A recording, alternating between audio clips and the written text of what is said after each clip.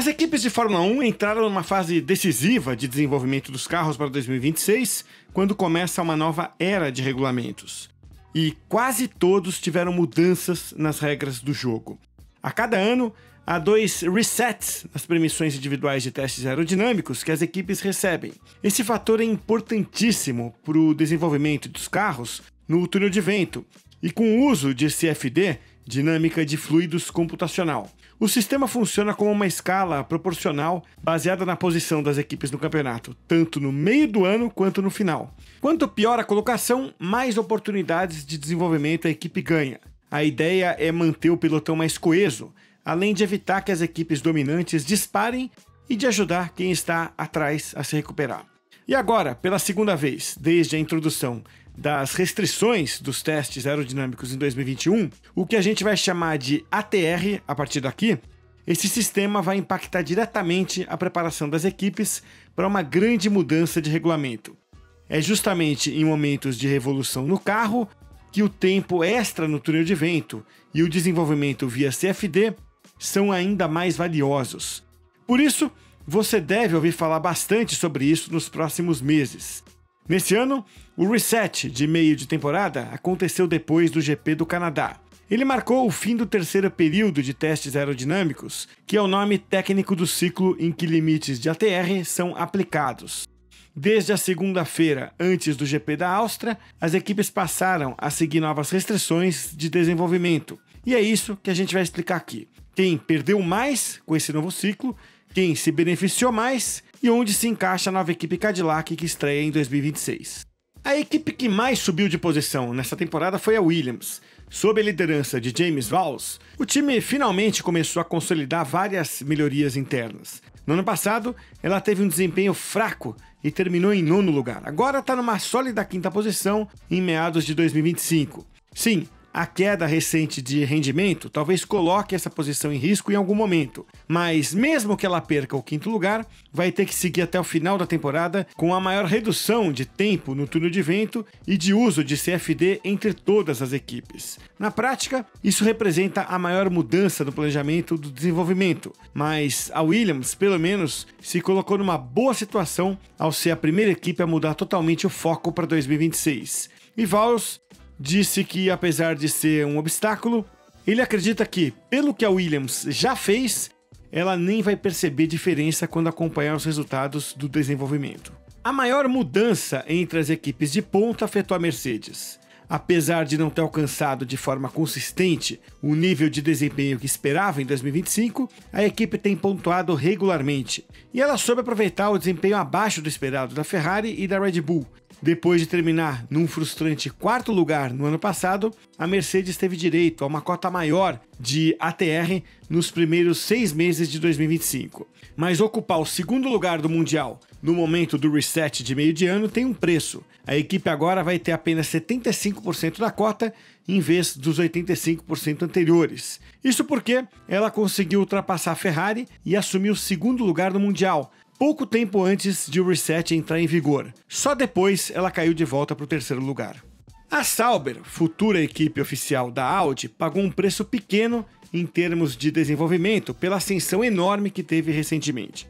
Depois de amargar a lanterna, a Sauber já estava no limite de tempo de túnel de vento permitido para esse ano. Se o reset do ATR tivesse acontecido algumas semanas mais cedo, por exemplo antes do pacote de atualizações apresentado no GP da Espanha, que alavancou a Sauber no grid, ela pelo menos não teria perdido nada. Nas primeiras corridas do ano, a Sauber ainda era a última colocada. Depois, ela superou a Alpine. Com isso, ela vai contar com 110% da cota de ATR em vez dos 115% máximos. E talvez esse pequeno preço valha a pena, principalmente porque a equipe continuou em ascensão. Com uma boa sequência de resultados e pontos, a Sauber agora ocupa a 6ª posição no campeonato. O momento da arrancada foi certeiro.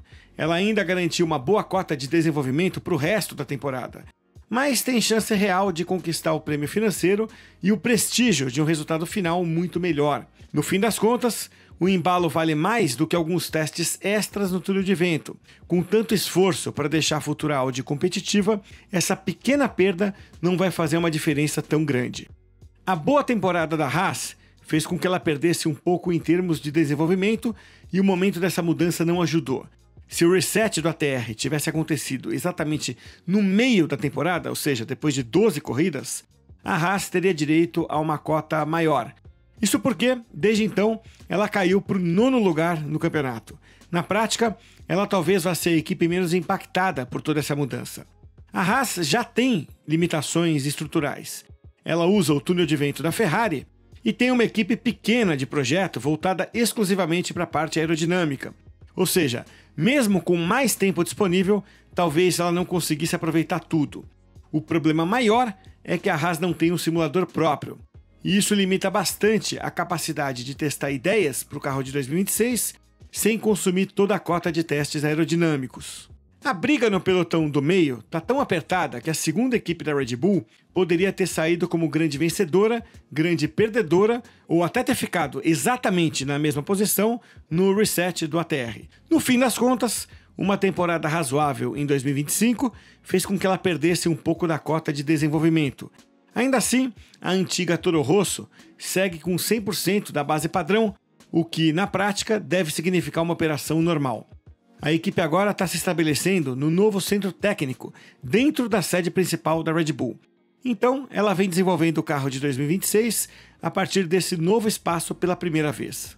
A única equipe que não teve qualquer mudança na cota de ATR foi a McLaren. No fundo, isso significa que ela tem um pequeno trunfo. Ela não precisa alterar nada e pode seguir normalmente na corrida para ser o mais eficiente possível no desenvolvimento. Estar na liderança do Mundial nunca é um problema. Como já acontece desde o começo do ano, a atual campeã McLaren vai ter que fazer um trabalho melhor do que as adversárias para aproveitar ao máximo a cota dela. Se a gente comparar com a Red Bull, por exemplo, existe uma diferença de 15 pontos percentuais na base de ATR. Isso representa 48 testes a mais no túnel de vento e 300 itens a mais de CFD para cada período de testes aerodinâmicos. O pequeno ganho no ATR é praticamente o único ponto positivo para a Ferrari. A escuderia vive problemas no carro e uma pressão cada vez maior. Esse ambiente transformou o ano da Ferrari numa montanha-russa. A equipe não conseguiu manter o embalo do fim de 2024, quando chegou ao 2º lugar no Mundial de Construtores e quase encerrou o jejum de títulos. Nesse ano, ela oscilou entre 2º e 4º lugar na briga com a Mercedes e com a Red Bull, mas com um desempenho muito inconsistente. Ser superada pela Mercedes nas últimas corridas antes do reset do ATR, pelo menos garantiu para a Ferrari um pequeno impulso.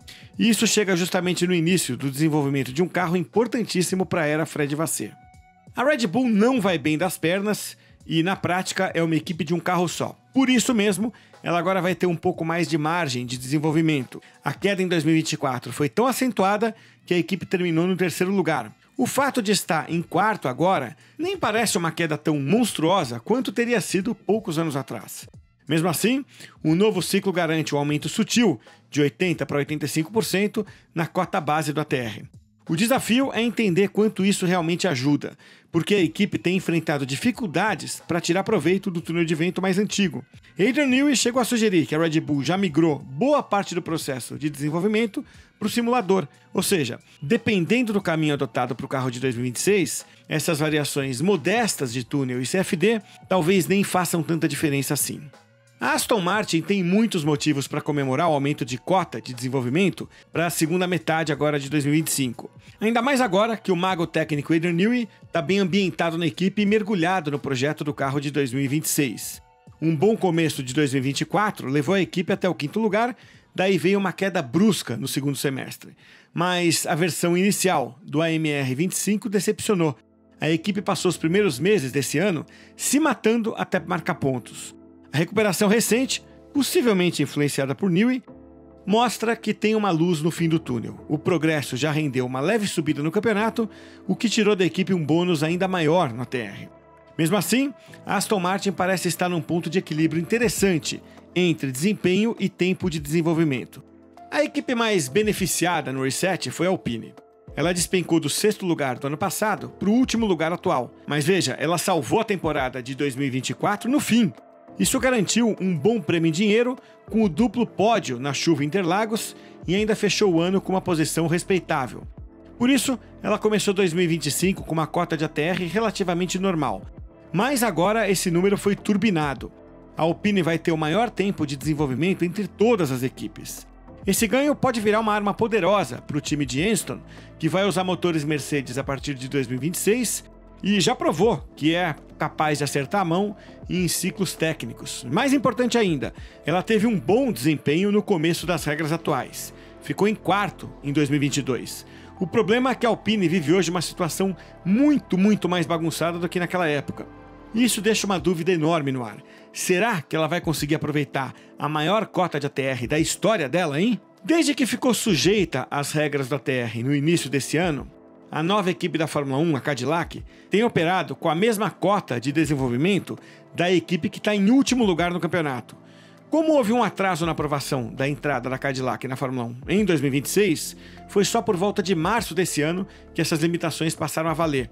Em tese, isso deu à Cadillac uma vantagem enorme. Até então, ela podia fazer quantos testes de túnel de vento quisesse e CFD também. Ela aproveitou esse tempo para montar o departamento técnico. Na prática, porém, a estrutura e a equipe da Cadillac ainda são tão limitadas que o trabalho pela frente é muito maior do que o de qualquer outra equipe. Ou seja, essa vantagem inicial já foi mais do que neutralizada. O lado positivo é que, pelo menos, a Cadillac não vai ter nenhuma outra restrição do desenvolvimento para lidar. Só que o desafio é tão grande que, se o ATR acabar sendo um fator decisivo para o desempenho da Cadillac no ano que vem, vai ser sinal de que a equipe terá feito um trabalho excepcional.